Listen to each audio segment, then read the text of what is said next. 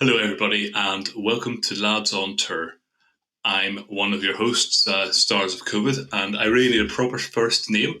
So please give me suggestions at some point in the future. And with me this evening, as always, are my two co hosts, Brent Lee. Yo, yo, yo, yo. Dr. Ivor Alvmectin. Hey. And our very special guest this evening is John By. Hello. Nice to finally meet you all in person, so to speak. And today's episode is going to be a bit different because by the end of today's episode, we're probably going to sound like conspiracy theorists because we're going to be delving into secret documents that they didn't want you to know about. And who are they? They are HART. So, John has spent a lot of time drilling into this. So, first of all, John, tell us a little bit about yourself. John By is actually my real name. I know not everyone believes that, but it's true. Yeah, Stars of COVID is mine as well. Yeah. And Ivermectin is totally mine. But Brent Lee isn't his. It's weird. Anyway, sorry, John. I live in England. I, as you say, spent quite a lot of time looking into various disinformation groups over the last year or so. It's not what I do for a living. I'm not a doctor. I'm not a public health official or anything. I don't work for the 77th, contrary to rumors. But yeah, I just do this in my spare time, basically, and just kind of got involved over the last couple of years during the pandemic. Has everybody here been accused of being in the 77th? Oh, yeah. I say accused. I mean, it'd be pretty cool. Yeah, it'd be nice. Then I'd actually get paid for doing this. Getting paid for shitposting would be amazing. I am the head of the 77th Sniper Division, is what I always say. Brent, you've been accused as well, yeah? Every day. Every day. Of something, of Nudge Unit, of 77th, of GCHQ, of In League with the Devil, of one of his minions, everything, mate. Oh, yeah, I've had that. So, John, how did you get involved in what I've called the counter-COVID crank movement, the Triple C movement? Yeah, basically, so I come from a background where I do a lot of data analysis, and I have to learn different topics quite rapidly and become kind of an expert on them, essentially. When the pandemic first started, there was a lot of talk about testing and testing figures and how the government was kind of cooking the books on the number of tests they were doing each day to hit their targets. And I basically got interested in analyzing the government data that was being released on testing. And that's kind of how I got involved in the whole thing in the first place. For example, when the government first started reporting the testing figures in more detail, I think it was July 2020, I was the first person to spot that the data actually showed that about 2/3 of the tests that the government had counted as being sent out had never actually been used.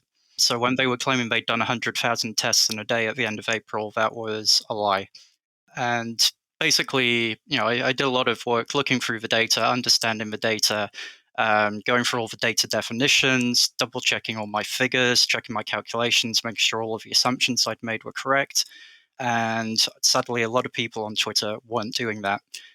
So as the pandemic kind of went on and we started seeing people like Michael Yeadon and Claire Craig and others starting to talk about false positives and pseudo epidemics and stuff like that, I kind of had a familiarity with a lot of the data they were talking about, and I could tell pretty quickly that what they were saying was wrong. And a lot of the claims they were making were kind of nonsensical. I started replying to some of their posts on Twitter and just kind of poking holes in what they were saying and pointing out when they were making obvious mistakes or saying things that weren't true. And it just kind of progressed from there. And I ended up spending more and more time debunking disinformation online and less time actually analyzing the data. Yeah. But yeah, I mean, it proved to be a very useful background for kind of, understanding some of the things they were saying and where the data was coming from and what the data actually said as opposed to what they said that it said. Because obviously, in a lot of cases, what they were saying simply wasn't true. And it was quite easy to kind of find out where they'd gone wrong simply by reading the data definitions and understanding what was underlying the data. Sadly, a lot of these people don't do that. They find a piece of data, it seems to agree with something they believe, and they post it online without actually reading the text under the graph, which explains that, why what they're saying is actually wrong. Confirmation bias is a hell of a drug, isn't it? Yeah. Yeah. It's quite interesting, John. I didn't realize it's actually skepticism about, not about policy necessarily, but about how the government was presenting data and how the government was using data is actually what started you down this road. So far from the the accusation that that is leveled that, oh, you just listen to whatever the government says, blah blah blah. It was the opposite of that brought you into this. Yeah, I mean, kind of before Heart leaks, the things I was best known for were, like, say, finding out that the government had basically been counting a bunch of tests that they put in the post that had ended up in a bin somewhere, as having been conducted in some way. And then spotting that they'd basically completely failed to increase lab capacity over the summer of 2020, which is why everyone had so much difficulty trying to get tested when the kids went back to school in September. And the other thing that I was doing a lot of was just analyzing the weekly test and trace reports, and again, kind of pointing out where all of the delays were in the system and where tests were going missing, and basically all of the issues that were happening around that, which were causing a lot of problems where, you thought you might have COVID, you go and get a test. If you were lucky, you managed to book a test. If you were really lucky, you might get the test result back in 2 or 3 days. Then the contact tracers would take another day or two to get in touch with you. Then they take a couple more days to get in touch with all of the people you were in contact with. And by that point, everyone had already got COVID and passed it on to someone else, which kind of made the whole exercise kind of pointless. So, yeah, that was kind of the background that I came from.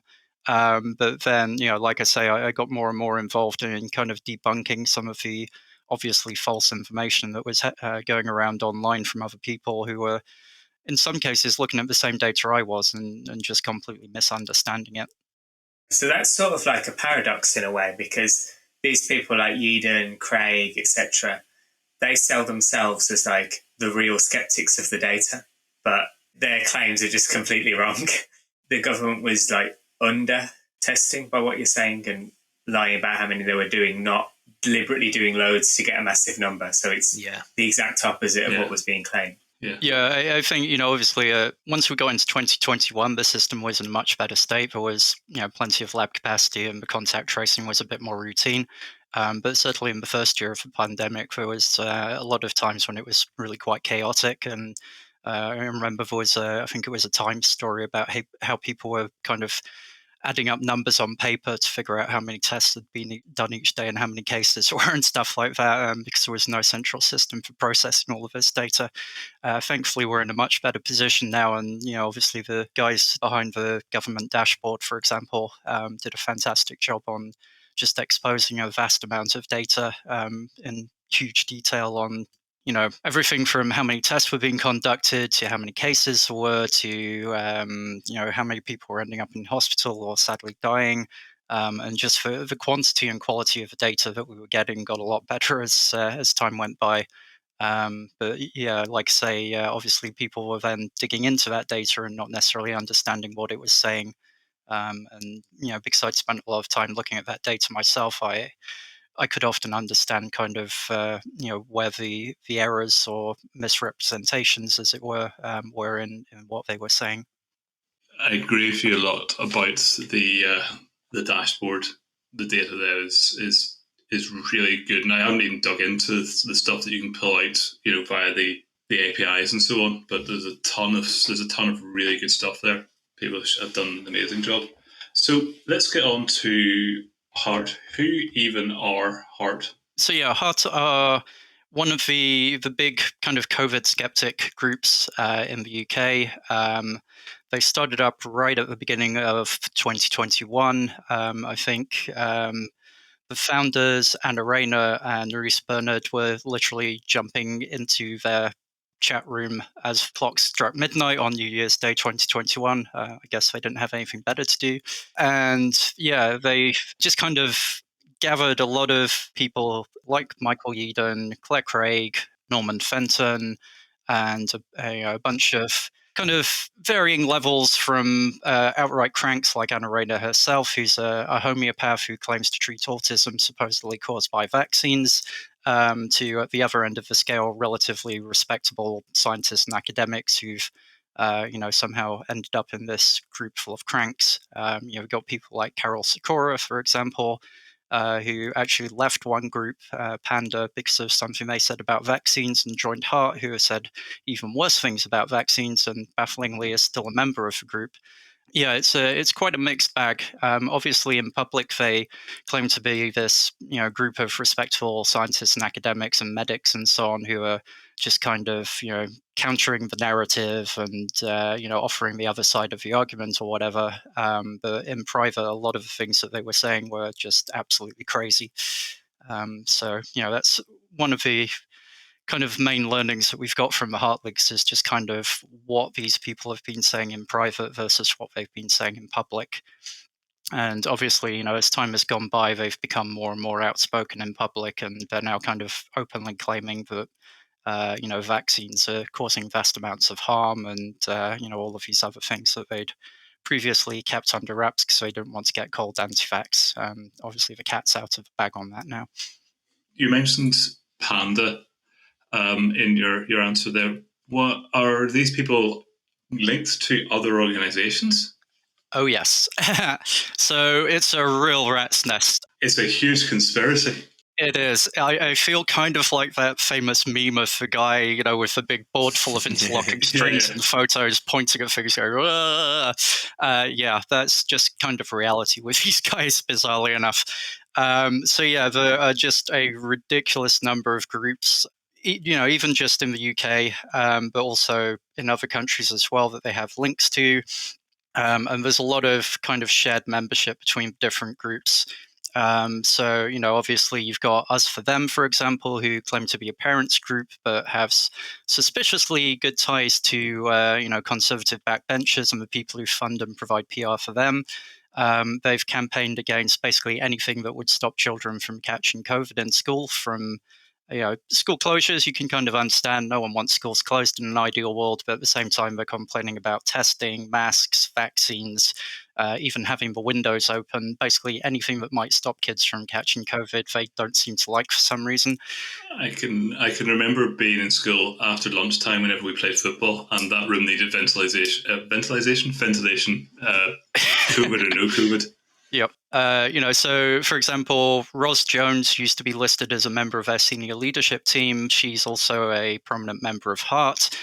She's also involved in the Children's COVID Vaccine Advisory Council, which is kind of a HART spin-off organization, and various other campaigns. Molly Kingsley, who's one of the co-founders of Us for Them, was also at one point on the HART chat group. I don't think she's ever officially been a member of the group. She's certainly never been listed as a member, but she's certainly got close connections with them and has interacted with them on their chat server. And it is on Together's advisory board, or certainly was.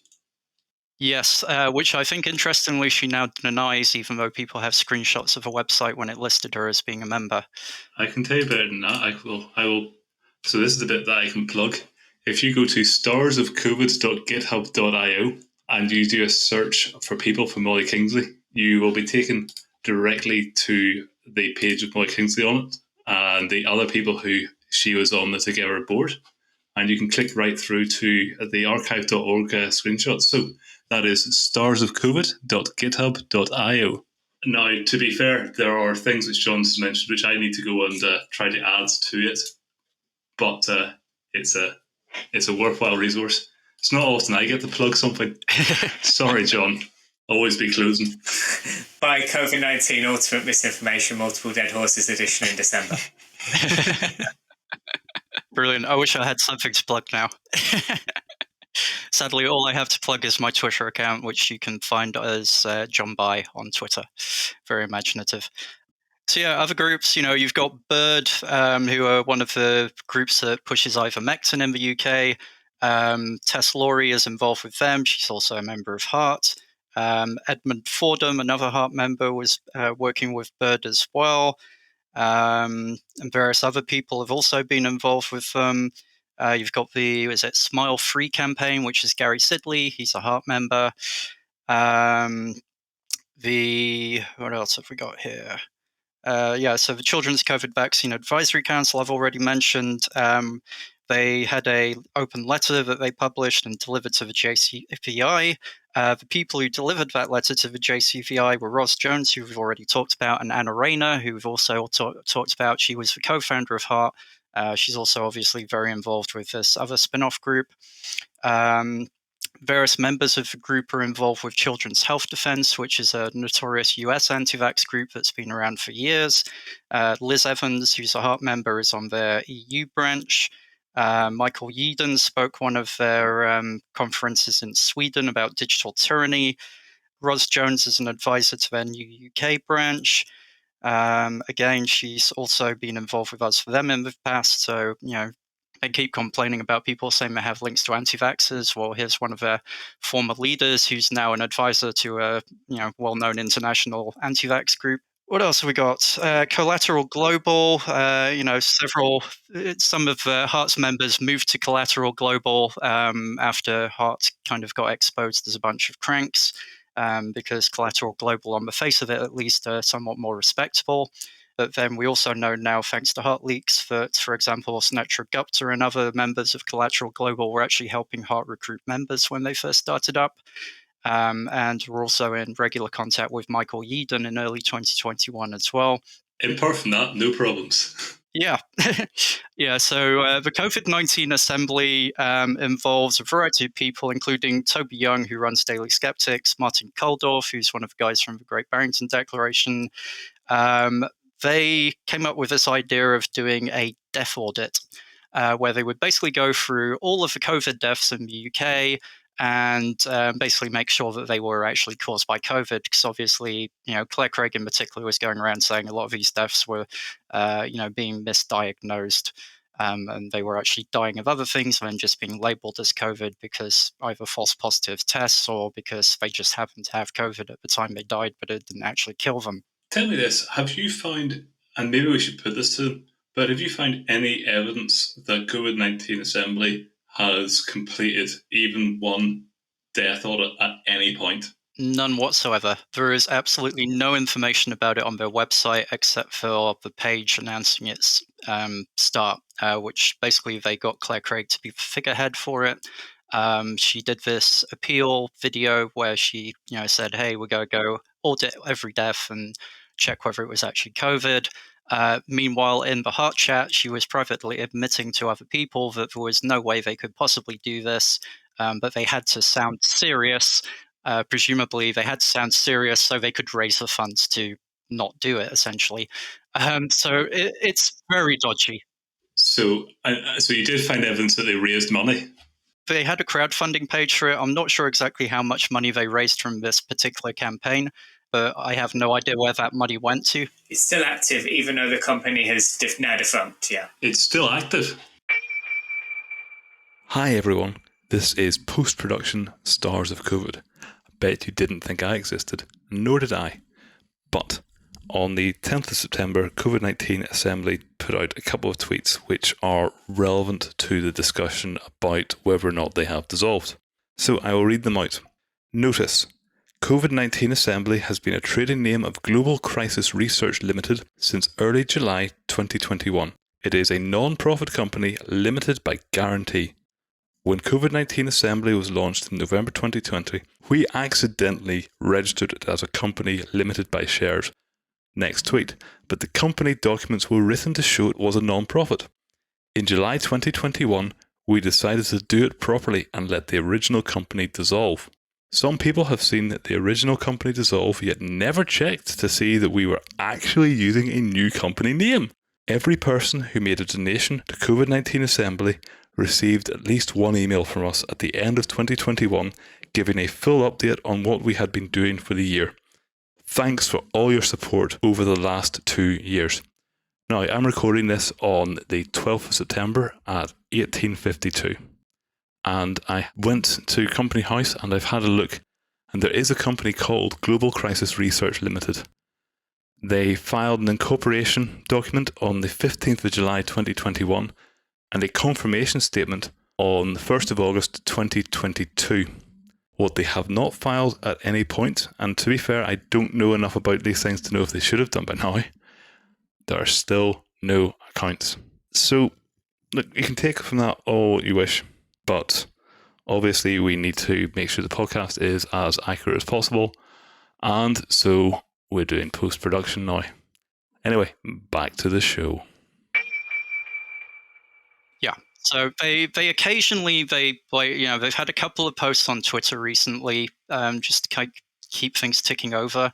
But they seem to be essentially dead now. And yeah, Companies House has dissolved the company.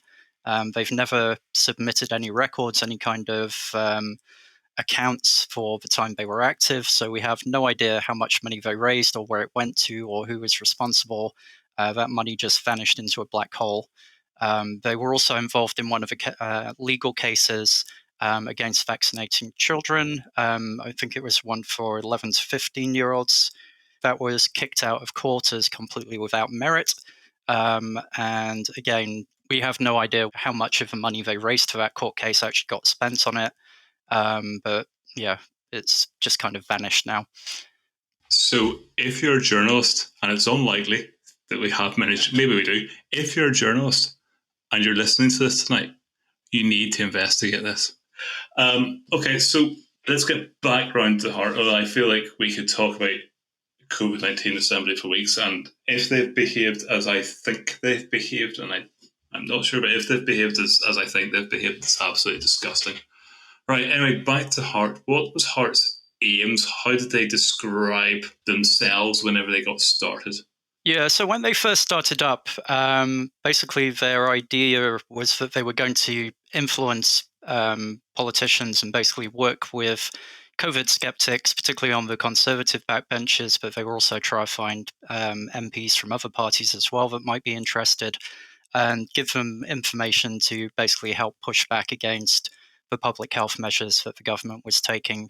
And they didn't want to be a public-facing organization. They were more interested in influencing things behind the scenes. And in fact, it's quite interesting. There's like a huge argument that goes on for weeks after the group starts up between various members about how much they should be saying in public and whether this strategy is actually working or not. And again, obviously, as time has gone on, they've kind of moved away from that into more direct appeals to the public and releasing videos and articles online and stuff like that. But certainly initially their goal was more to try and influence politicians. And sadly, they do seem to have had some success in that area. I did find the discussion around the TikTok video to discourage children from being vaccinated one of the cringiest things I've ever read. Yeah, that was just kind of creepy. They had this bizarre idea they were going to create some kind of TikTok rap video which would convince children that it was cool not to get vaccinated against COVID. I don't think this ever actually happened, thankfully, although honestly, I would like to see that video because I think it would just be absolutely hilariously cringeworthy. But yeah, it's one of those crazy ideas they came up with, and ironically, it was one of their psychologists who came up with this idea. And their psychologist members are always complaining about the government nudge units and stuff like that, and here they are trying to come up with ideas for how they can convince children that it's cool not to get vaccinated. It's real double standards. I nearly died of cringe. I mean, it was apologies if there are any tankies listening this evening. It was approaching tanky level of cringe. It was unbelievable. One of the things then, right at the start, I can remember that before HART, there was an organisation called PCR Claims, and which, again, we had some of the same people involved. We had Eden, we had Craig, we had Nerys Bernard, and their aim was to encourage sort of a group legal challenge to people who had suffered as a result of, as they would put it, positive PCR tests. Yeah, it was weird. It was kind of like a reverse ambulance chasing campaign. It's like, rather than finding sick people, it's like finding people who weren't sick but got a positive COVID test and then trying to sue the government because they'd, somehow lost out on something. I don't think they had any particular success with that. I don't think a single legal case actually got launched. I don't know if they got any, how many people actually got in contact with them about that, or whether they raised any funds. But again, they don't seem to have had much success with that. Yeah, I can remember whenever Lewis Hamilton got COVID I guess towards the end of 2020. So he wasn't able to make the last one or two races, and they tweeted him that his test was a joke. Yeah. A few weeks later, he tweeted that it was the worst event of his life getting COVID. Now, let's be serious, right? Not any of the four of us could complete a Grand Prix, long COVID or no long COVID. So he's still finishing Grand Prix, but he was visibly, absolutely destroyed afterwards. He had a very bad time of it. I know I was actually at the British Grand Prix in 2021, and I remember that he was struggling to stand up on the podium at the end of the race. I think that was when he kind of revealed that he had been suffering from long COVID, and this was obviously several months after he'd had it. So yeah, the idea that it was a false positive test is kind of ridiculous. I'm a big Formula One fan, and these guys are some of the fittest athletes in the world. They drive around at a ridiculous speed for up to 2 hours in sometimes incredibly hot, humid conditions, and pulling ridiculous G-forces through the corners. And the fact that he was, obviously seriously struggling several months after having COVID, it shows that anyone can be affected by this, even if it's a relatively mild case first time around. You can still be suffering the after effects from it for months afterwards. Yeah, and it also shows that you shouldn't diagnose people over Twitter based on zero information. Yes. What else is Twitter for? Well, I mean, that's what podcasts are for, except that genuinely everything John's saying is right. Yeah. Yeah. But it's remarkable, these people, every time anybody's sick or dies, it's inevitably caused by, COVID vaccines. They're just completely obsessed. It's like, was it DMX, I think, for rapper? DMX, yeah. I'm surprised they haven't started today. Yeah, with the Queen, yeah. Yeah. Yeah, we should contextualize that because that'll age poorly. About 90 minutes ago, it was announced that Her Majesty the Queen Elizabeth, passed away. So I guess God save the King. Unless you're listening to this a long way into the future, in this case, who knows? If you're listening in like 2050, based. So how long? I don't want to sound like a police officer. How long have you had this stuff? How long have you had this material, Mr. Bai? So it was just over a year ago that the story first broke. I think it was in July 2021 when the first stories came out. And it was, literally days after that I was given access to the all of the log files by someone else who I won't name. Basically, I immediately started going through all of these files. At first, I was just kind of searching for particular search terms just to find, stuff that stood out. But then, obviously, one of the problems is that the log files they don't have like all of the threading and stuff, so it's quite hard to tell exactly what's going on at any particular point. So I basically just went through their entire, like 7 months worth of leaked chat files from a group of dozens of people who were just constantly talking shit, and went through every single channel in chronological order just to fully understand the context of all of the messages. So when they claim things are taken out of context, to the best of my knowledge, they're not. When I say something, I've actually read all of those messages in order. I know what they were talking about, who was involved. I have extensive notes now, and it took weeks to go through all of this stuff. It was just like a vast volume of information that just got dumped on the internet, basically. I've obviously written quite a few Twitter threads since then, kind of going through different topics like, how they're involved with journalists and politicians, and some of the crazy accusations that they've been making in private, and, things like that. So, there's still a vast amount of material that I haven't even written up yet. So as and when I have time, hopefully will be more Twitter threads coming. Apologies to HART in advance for that. That felt really, really sincere.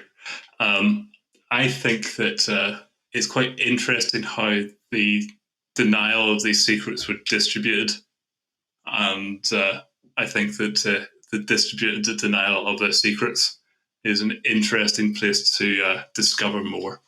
So, how did somebody get access to their secret log files? Because, like, nobody can access my email to the best of my knowledge. How did this happen? Well, HART claimed that they were hacked, but to the best of my knowledge, what actually happened is that they used to use a chat service called Slack, which is generally hosted on Slack's own server, therefore it's pretty secure if you set it up right. Basically, they hit an issue very early on where there's only a certain number of messages that it will store in the free version, and then you have to start paying for a pro license. And I can't remember how much a pro license is, but it's a fairly small amount of money per user per month. So originally, Nerys Bernard was, the founder of HART, was footing the bill for this himself, apparently. And then there were some suggestions that maybe members could chip in and pay their own part of the fee. But it seems that fell through, and no one was actually willing to pay to keep using Slack. There was also a suggestion from their IT guy at one point that Slack might somehow start censoring their private messages, which sounds like absolute nonsense. As far as I know, Slack don't spy on your messages when you're in these groups.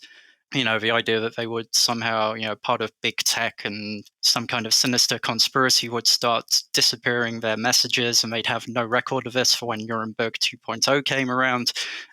So basically, they decided to switch to another service called Rocket Chat.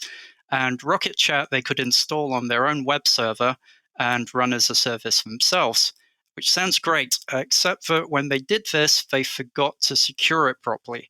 So as soon as somebody stumbled across the page for their Rocket Chat server on their website, they could create an account and join the server without anyone noticing, apparently, and then just sat there basically exporting all of the chat files every day to keep a record of what everyone was saying on there. So whoever it was hacked Rocket Chat in exactly the same way as everybody here hacked Twitter. We went to the registration form and filled in the form. Yeah. It's kind of ironic because when HART first started up, a lot of the senior members were actually warning about, how cybersecurity might be an issue, and people would be keen to see what they were saying, and so that it would be private, and they should be really careful and make sure no one joined the group unless they personally knew them, and they had to keep an eye out for people trying to sneak in and so on. And then a few months later, apparently someone just walked in through the front door and took all of their chat logs. Brilliant. So Slack is £5.75 per person per month. They should have done a fundraiser for that. Yeah.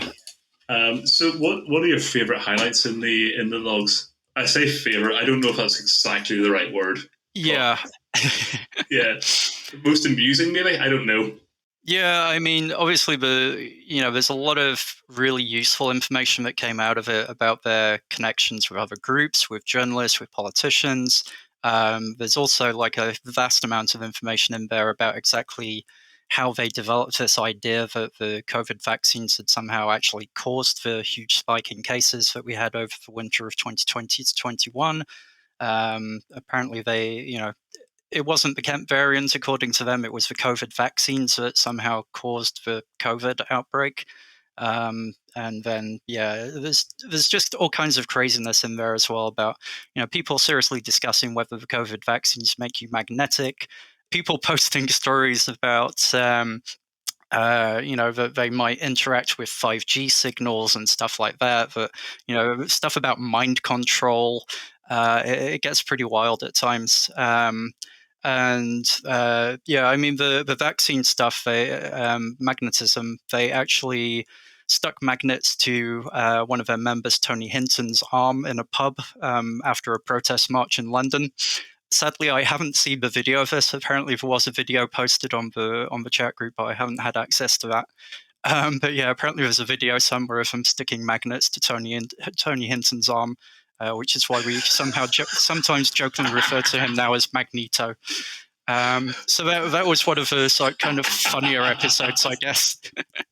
Can I just ask, did you say all of the people in this chat room were professionals? A good number. Most of them, yeah. It's kind of a mix. A lot of them are retired, though, and obviously have had too much time on their hands. But it's not like a Telegram channel of a bunch of people. It's actual...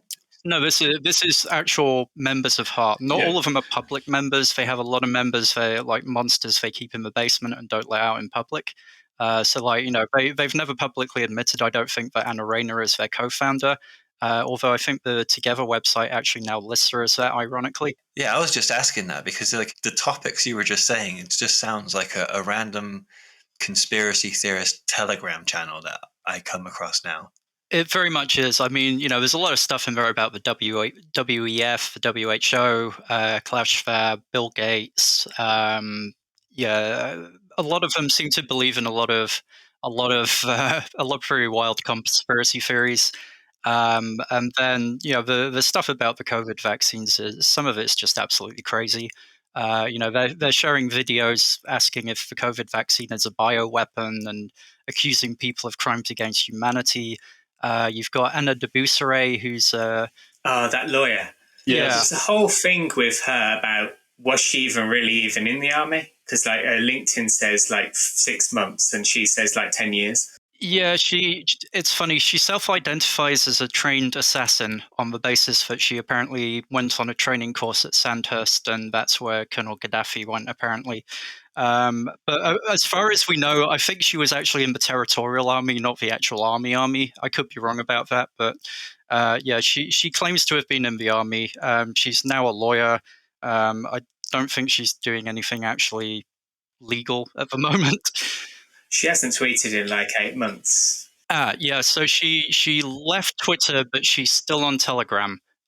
So yeah, she was complaining on Twitter that people were taking the piss out of her, which, given that most of her posts were just like randomly posting bits of British legal documents and excerpts from the Bible, is perhaps not surprising. She seems to have had a little bit of a meltdown, and then left Twitter.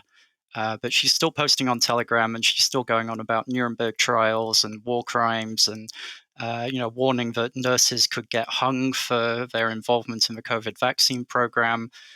She's spoken at events alongside Kate Shemirani and other people who've also talked about hanging people involved in the vaccine program. There's some pretty nasty people involved here. I found that whenever you get really deep into reading this stuff, and I can remember, whenever I was given the material, I can remember reading it all, and it's like, but you spent so long in it. Like, does it affect your state of mind to spend, all your spare time for weeks and weeks and weeks deep in this? Do you have some friends or family who are trying to say, John, let's just go play pool, let's go for a walk, let's play a video game, let's do whatever you do that isn't this? Like, how does it affect you sort of socially and mentally to spend all this time going through all this hot garbage? Yeah, I mean, it's kind of one of those things where it's a dirty job, but someone's got to do it. I mean, there's a lot of really crazy stuff in there. There's a lot of really dark stuff in there. I mean, talking about like mental health, there's a lot of people in there who are clearly suffering some kind of mental health issue, and the other members of the group aren't helping them. They're actually egging them on and encouraging them in these kind of paranoid conspiracy theories. You've got people like Michael Yeadon, who's openly talking about having depression and thinking about the how his life is going to end soon, and having paranoid ideas for when he comes back into the country that he's going to be given lots of false positive PCR tests that keep him locked up in his own home. He eventually went off to Florida to live there. Some of the stuff that he's coming out with, he has this idea that there's this vast conspiracy going on to depopulate the Earth, and that the COVID vaccines are somehow going to be programmed to kill billions of people as they get booster shots. It kind of feels like a lot of these people have gone down a variety of different rabbit holes. And, as some of the things they were talking about have clearly not come to pass, or it's become obvious that what they were saying in the past isn't true. And, some of them I think, are really struggling to deal with that, or they're just kind of doubling down on the stuff that they've always believed and just kind of ignoring all of the evidence to the contrary, or claiming there's some kind of vast conspiracy or cover up.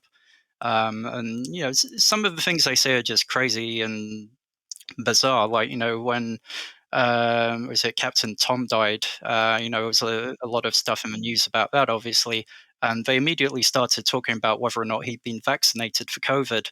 And one of them had this idea that she'd read somewhere in the newspaper that he had been vaccinated and then couldn't find any mention of it online, and immediately started coming up with this conspiracy story that not only the newspapers, but also like the internet search sites and the internet archives had somehow all got together and decided to scrub all of the information about how he'd been vaccinated.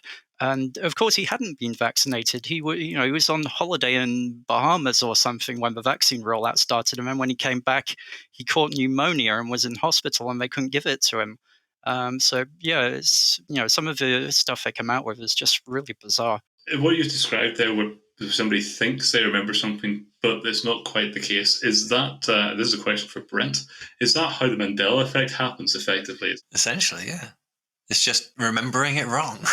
Yeah, remember it wrong. Instead of, oh, I had a brain fart, it's a parallel universe time.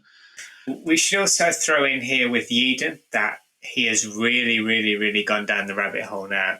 He said in a recent interview that viruses don't exist. He's gone down that one. Yeah, he's involved with a group of a group who are trying to challenge virologists to prove that viruses exist and cause disease. Yeah, there's just all kinds of things that he's been involved with. He talks about having watched YouTube videos by a 9/11 truther, and how this somehow woke him up to these vast overarching conspiracies that are going on. And yeah, it just seems like he's got to a point now where he'll believe pretty much anything. It's kind of sad, really. I mean, I've spoken to people who used to work with him, and even a year ago they were saying they didn't recognize him anymore, and obviously he's gone even further downhill since then. So yeah, it's kind of a sad end to his career, really. But he's ended up as this kind of notorious disinformation conspiracy theorist, and it's kind of eliminated any good work that he might have done earlier in his career, unfortunately. Because one of those people is called Hasselman on Twitter, and I talked to him quite a bit. Yeah, we will add a link to Hasselman in the show notes. Another thing we're going to add a link to in the show notes is covidstars.wordpress.com, and in there is an article called "Was Michael Yeadon Hacked?" Brent, do you want to speak, and then we'll talk about Michael Yeadon not being hacked? From your reading of all of these messages, can you make a distinction between people who really believe it and people who are just grifting? Like, say, Michael Yeadon really believing it, and then maybe other people just taking advantage of these people that believe it? Yeah, it's hard to tell. I mean, certainly on the face of it, a lot of them, most of them seem to believe what they're saying. And again, it's it's like they've got this idea that they've somehow spotted things that the vast majority of experts in the world, many of whom are far better qualified than they are, have somehow not spotted this stuff happening, and that they're the only people who've discovered the truth, and now they're trying to get it out there. Like I say, a lot of it is very obviously nonsense. It's quite easy to disprove, but they have a tendency to just block anyone that disagrees with them, and they live in this little echo chamber. I mean, you can see how over time, some of the people who maybe started out just going on about false positives and lockdowns and stuff become more and more engaged with the kind of anti-vaccine content and conspiracy theories. And you got people like Norman Fenton, for example, who he was a fairly respected academic before the pandemic, and then he started going on about false positives and saying some things that were quite blatantly not true, because he didn't understand the data that he was looking at. And now he's tweeting saying, "Hey, my flight home from Israel holiday has been cancelled. It's all a plot by the WEF to stop people traveling," and co-authoring papers about supposed discrepancies with ONS data, suggesting that the ONS is lying about how it categorizes people's vaccine status. And he's co-authoring those papers with people who openly say that they're anti-vaxxers. And it's quite an extraordinary fall from grace, I guess, for some of these people, that they've started off relatively normal and then just gradually gone downhill during the pandemic. And I mean, it's ironic. A lot of these people go on a lot about the mental health impact of lockdown and the pandemic, And they don't seem to notice that they seem to be the people who are suffering the most from it, because not only are they dealing with all that stuff, they're also dealing with this, idea that there's this vast conspiracy and they're the only people who've noticed it. And a lot of them really seem to be going downhill because of that. Yeah, I should also mention before we move on that is a preprint, not a paper, the Norman Fenton one. I will be covering it at a later date, yeah. Yes. Yeah, sorry. It's not been published. I can't imagine it would ever be published because it makes some pretty wild claims and they have absolutely no evidence to back it up. Basically, what happened is that the ONS released some data. They thought it looked a bit odd.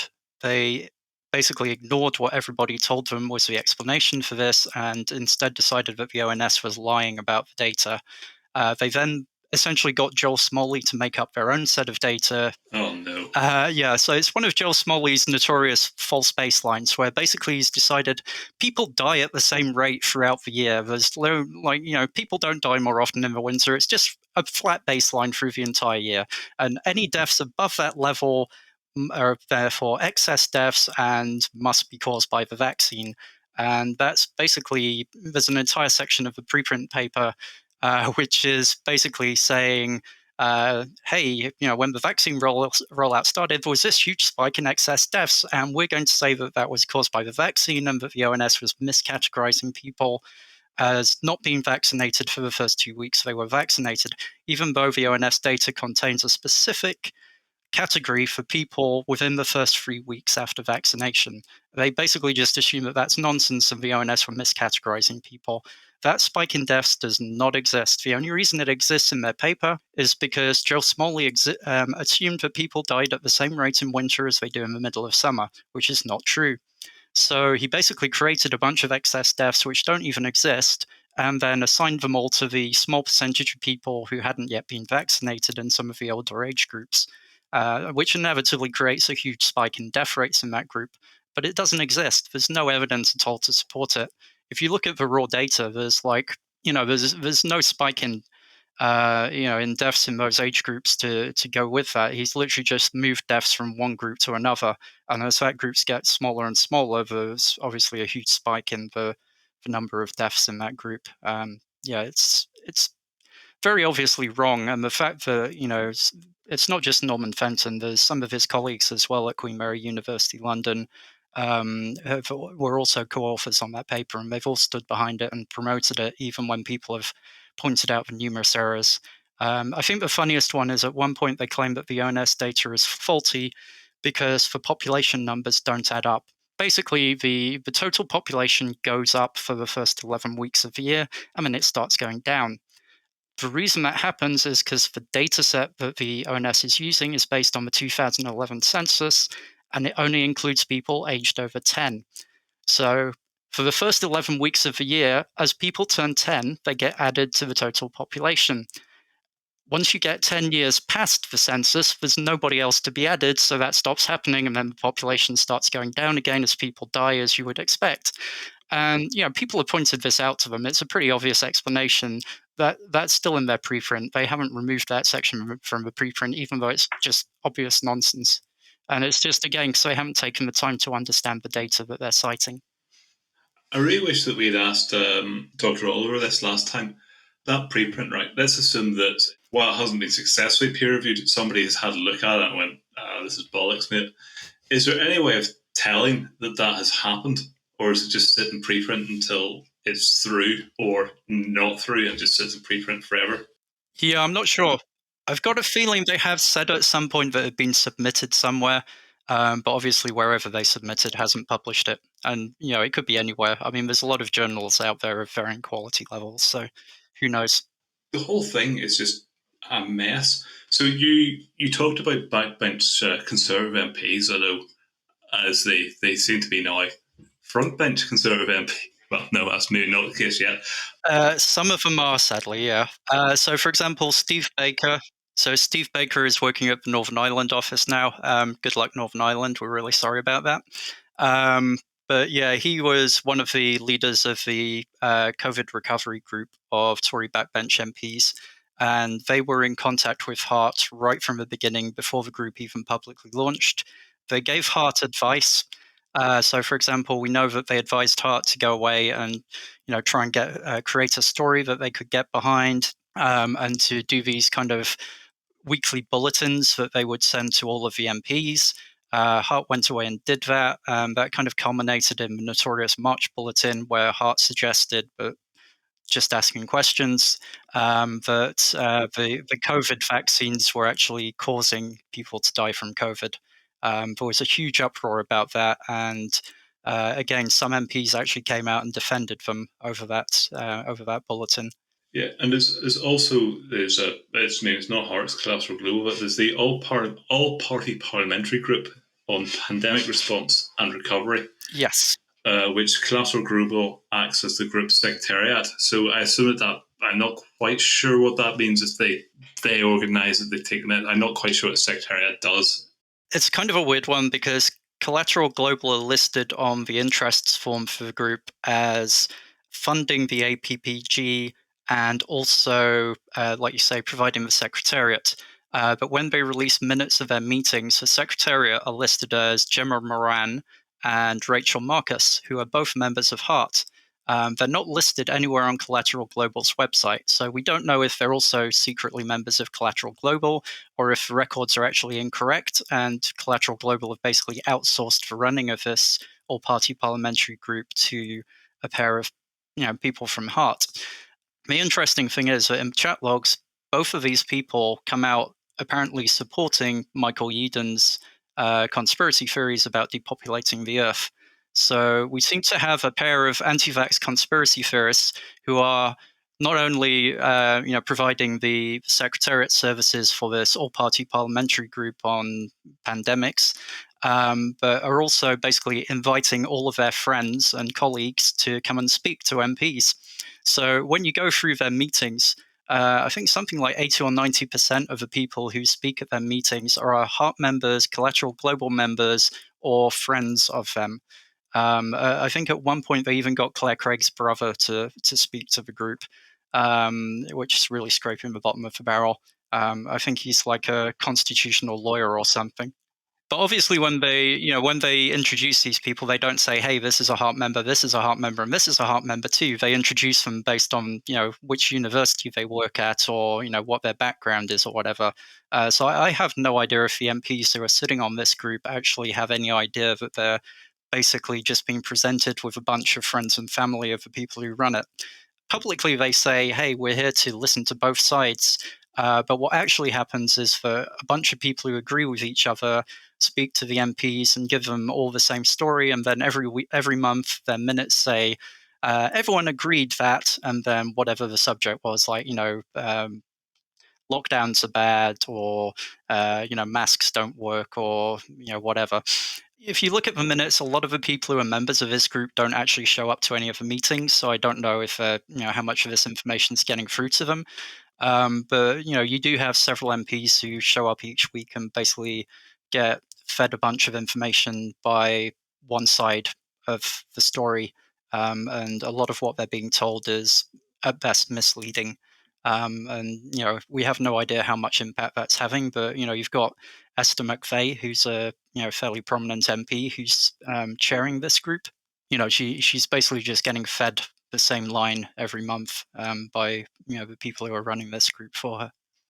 We talked a little bit about how HART and Collateral Global have obviously some influence operations with MPs, and there are MPs who are also influencing HART, and I'm pretty sure Andrew Rosendale's pretty prominent amongst that. Do we have any evidence that there have been questions asked in Parliament? I was going to say a policies created, but they're all backbenchers, so. Yes. So not specifically HART, but we do know that Michael Yeadon was in contact with a member of the House of Lords. Lord Attlee. And Michael Yeadon apparently had been talking to him throughout 2020 and got him to table some questions in the House of Lords for him, targeted at Lord Bethell, who was involved with the testing system at the time. By the sort of early 2021, by the time HART got up and running, Yeadon admitted that Attlee no longer replies to me. He thought this was odd, that Attlee had basically decided that all of the stuff Yeadon had been talking about, false positive pseudo epidemics, wasn't true. Obviously, by January 2021, we were in the middle of a very obviously real COVID wave, and the idea that this was somehow all false positives was clearly nonsense. I think Attlee had kind of cottoned onto this somewhat belatedly and basically stopped talking to Yeadon because of it. But we do know that he had tabled several questions in the House of Lords, and I've actually identified the questions that he'd asked because of his contact with Michael Yeadon. We also, we don't know for sure, but we do know that HART were talking about targeting Christopher Chope, who's the guy behind the vaccine damage bill.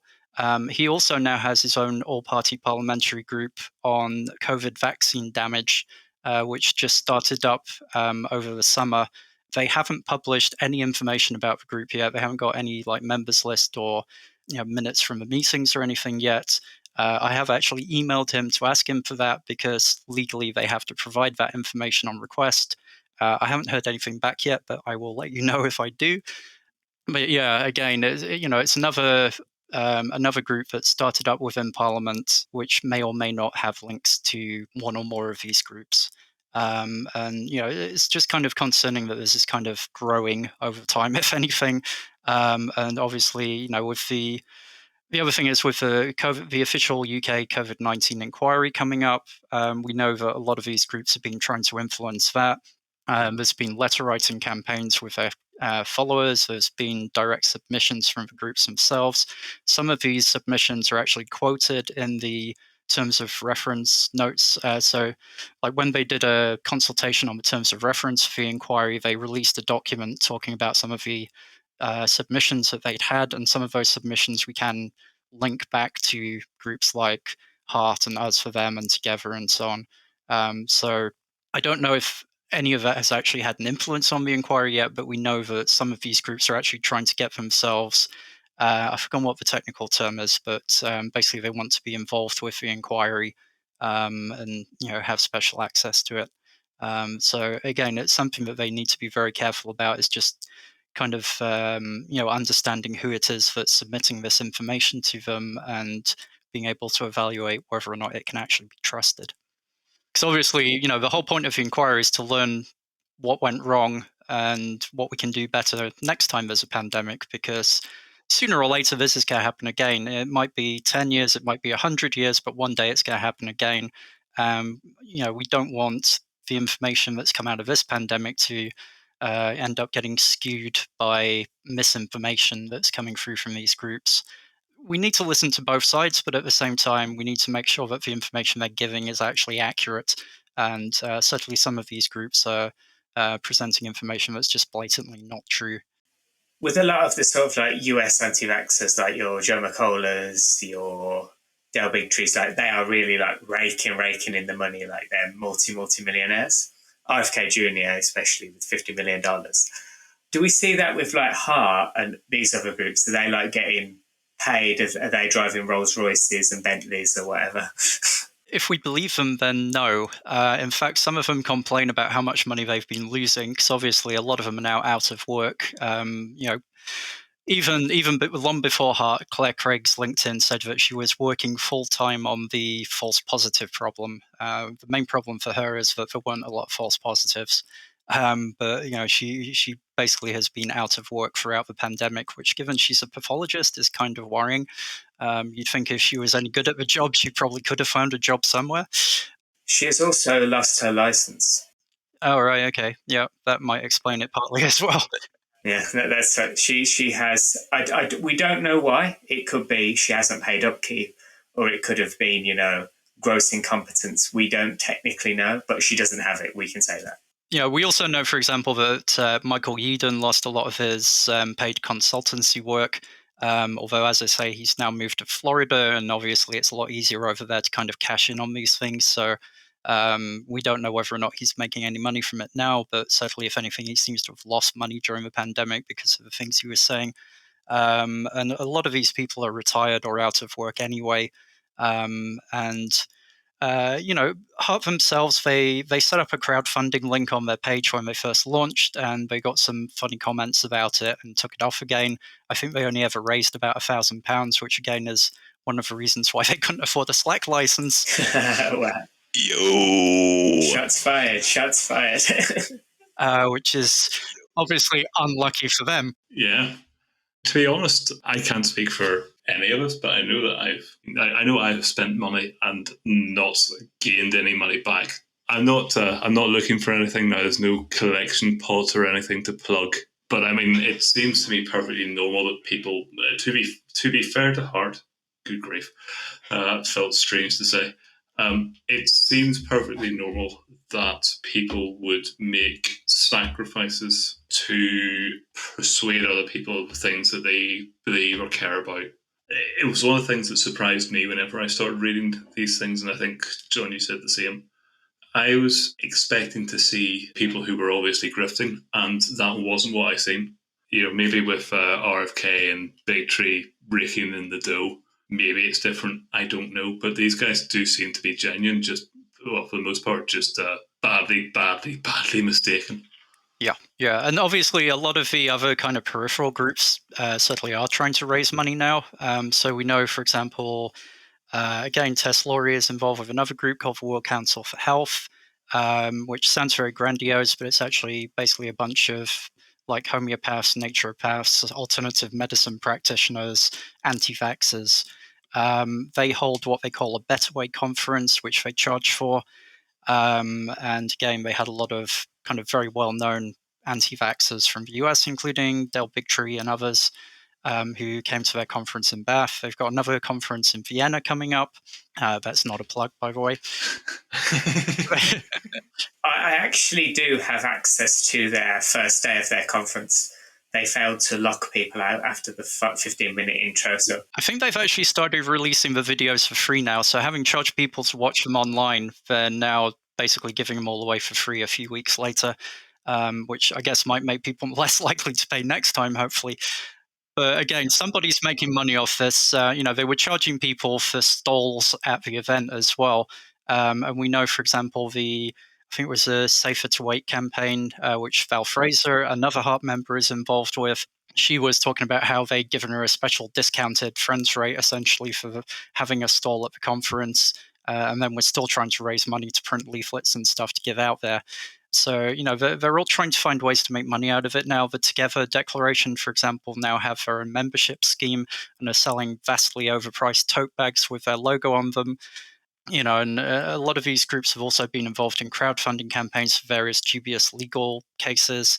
The Child COVID Vaccine Advisory Council were involved in trying to stop children under 12 getting vaccinated.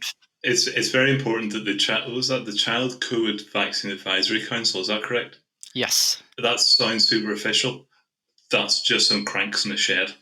Yeah, it's basically HART wearing a false mustache and a pair of glasses. If you look at their open letters, pretty much everybody on there is a member of HART or one of their friends. Or in one case, I think Ross Jones's husband is on there or something as a signatory. So yeah, there's a lot of these groups that have like a vast amount of overlap in their membership, and some of them are obviously now trying to cash in on it. They've basically spent the last year or two creating uncertainty and spreading false information, whether they know it's false or not. Some of them are now trying to make money out of that going forwards. So again, that's something we need to keep an eye on. There's a lot of weird crowdfunding campaigns going on. Like, I think John Bowe is trying to.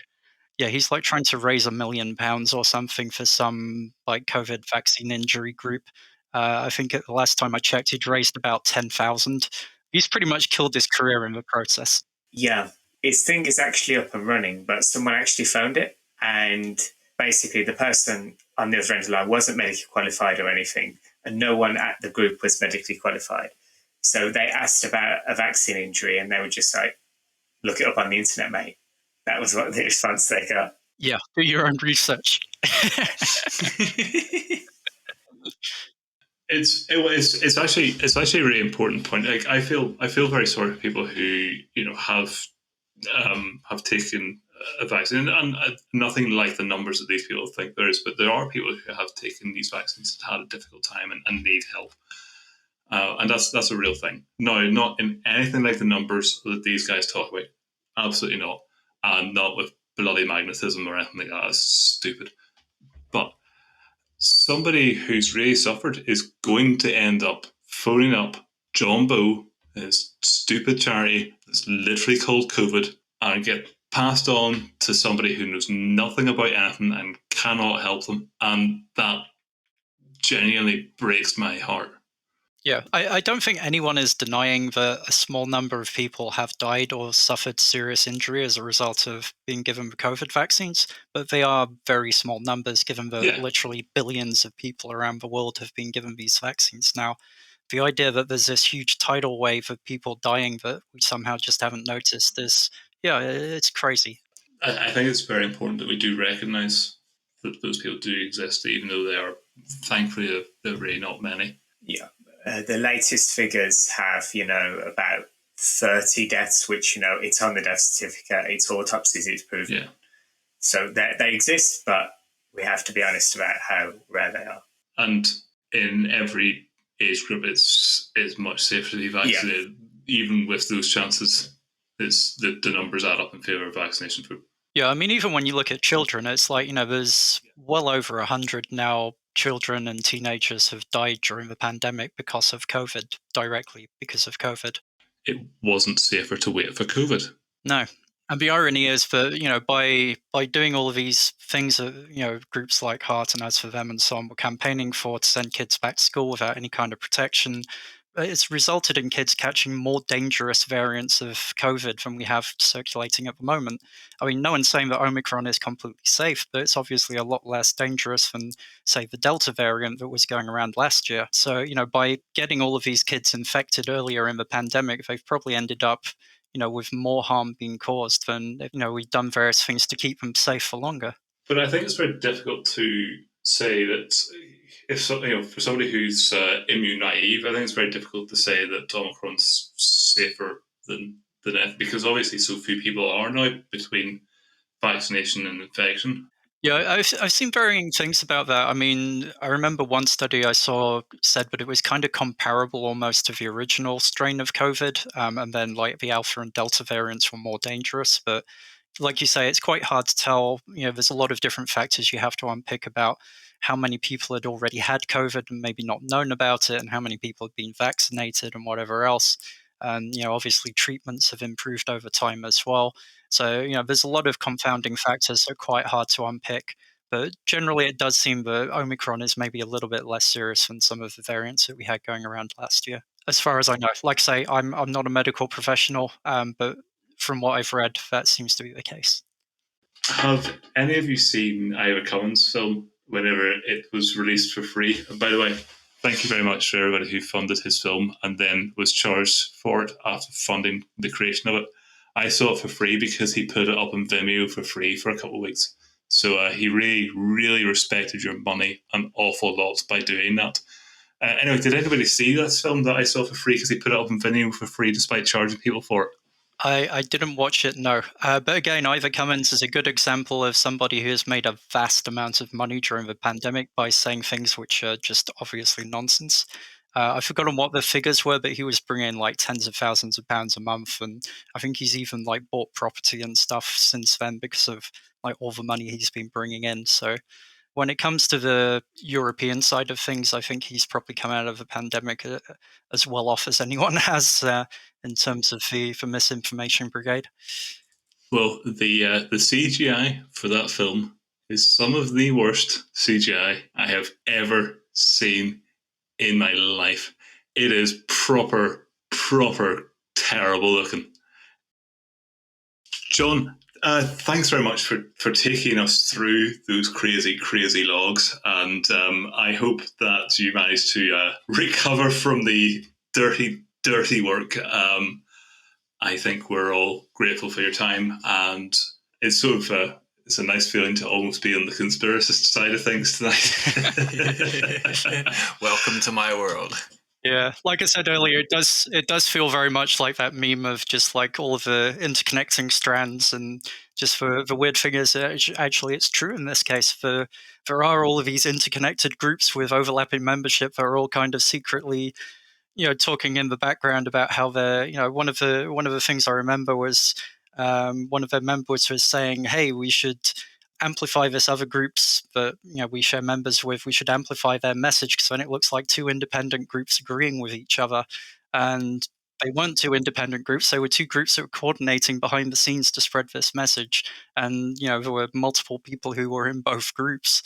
And yeah, this stuff happens all the time. It's just amazing that we've actually got this resource where there's all these tens of thousands of messages from 7 or 8 months worth of of chat logs that we actually see what's been going on behind the scenes with some of these groups. Yeah, I found that very interesting that people who believe in conspiracies or conspiracy theories are very willing to commit conspiracies. Yeah. Yeah. Yeah. So what did you think, Brent, in particular, from I thought that actually the most interesting thing you said that maybe anybody said was what you said right at the end, where you said that it was quite interesting that people who believe in conspiracies are willing to take part in conspiracies. Mm. Is that something that you've seen in other conspiracies? Yeah, I have seemed to notice that. I've found a lot of conspiracists are willing to lie to get their point across. They're willing to make like memes or whatever that convinces you of what they believe. It's something I didn't like back in the day when I did used to see certain memes. Like, if we can go back to the whole crisis actor pictures and stuff, and I thought, why are you guys lying? Like, it's quite obviously two different women. Yeah. Yeah. It's not the same lady. What are you talking Yeah. about? Very quick to do it, and I don't know if it comes from just like they believe it so much that they just want you to believe it. So Yeah. if they can just tell you something that shocks you into believing it, then at least you'll be on their side. I think that it is true, yeah. It's sort of like basically, I'll take you through one, because with the Sandy Hook stuff, one Sandy Hook truther just said, like, invented a document. It was completely wrong. There was no classification number, even though it said it was classified. It mentioned stuff about vaccines in there because it was a CDC document template they used. But it's just like they believed it so much that they want you to believe it. So they will just make up a piece of evidence. That's what it seems to be like. Same with the people that were in the HART group, because I found that very interesting. I wanted to hear his point of view. Like, are they believers or grifters? Yeah. And by him saying like, no, I think they really all do believe this stuff, then you can start to see why maybe they like pushed to try and get other people to believe what they believe. I mean, that was the thing actually. So I had a similar experience to him where somebody supplied some bigger kids sent me the HART stuff, and then I had a similar experience to him where you're looking through this stuff and thinking, oh right, these guys actually think this is real, and they seem to, for the most part, believe the things that they say. Now, there's definitely in that there's some tactics that feel underhand or that feel like they're tactics that they themselves should disagree with based on the other things that they say. So the stuff around all the nudge stuff and the TikTok video aimed at teenagers, that feels inconsistent. But everyone's inconsistent to some extent, right? I mean, I wouldn't like anybody to go over all the details of my life with a fine-tooth comb and look for hypocrisy, because they'll find some, because of course they will. I guess all that's left then is to thank you, dear listener, for listening to Lads on Tour. And if this is your first time and you want to subscribe to the podcast, you can subscribe to the Lads on Tour podcast wherever you get your podcasts. And thank you very much for listening. Goodbye, everybody. Bye. Bye.